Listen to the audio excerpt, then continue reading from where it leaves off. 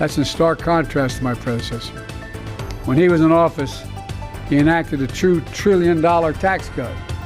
$2 trillion tax cut that overwhelmingly benefited the very wealthy and the biggest corporations and drove up federal deficit every single year of his presidency.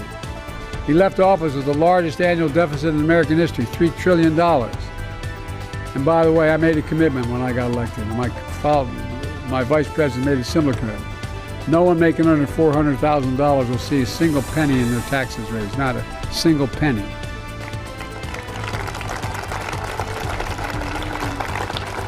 Neighbor that I come from in Claremont, Delaware, and Scranton, Pennsylvania, they say, well, that's too damn much. But the point is to make sure that we know this isn't an attack on the wealthy. He left us with a pandemic raging and economy reeling. His allies in Congress, with all due respect, I've had this conversation with your Senator Ron Johnson, voted against every one of the things I talked about today.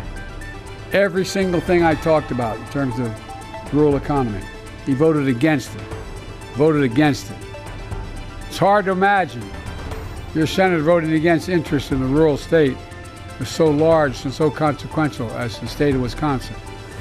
Meanwhile, your other senator, Tammy Baldwin, has done everything to take care of the state so she can be devoted to it. Vice President Kamala Harris fought like hell for all of you and for the future worthy of your aspiration. Look, just think about how far we've come. We have more to go. We have more to go. Too many people are still in trouble. But nearly 4 years that we've been president and vice president, we've one of the most extraordinary periods of progress in American history.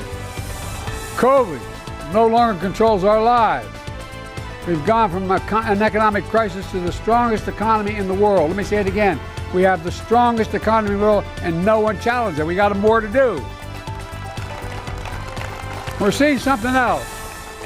In thousands of cities and towns across the country and across Wisconsin, we're seeing the great American comeback story.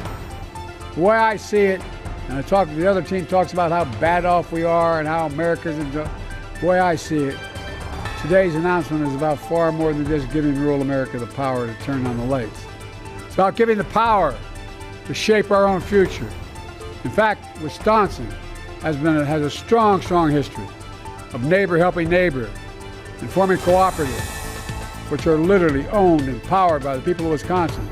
Because of you, we're planting seeds today that grow and blossom for generations to come. That's what we're seeing here in Wisconsin, a state with a proud tradition of rural communities leading our nation forward. And again, that's not an exaggeration. You've been a leader in the nation.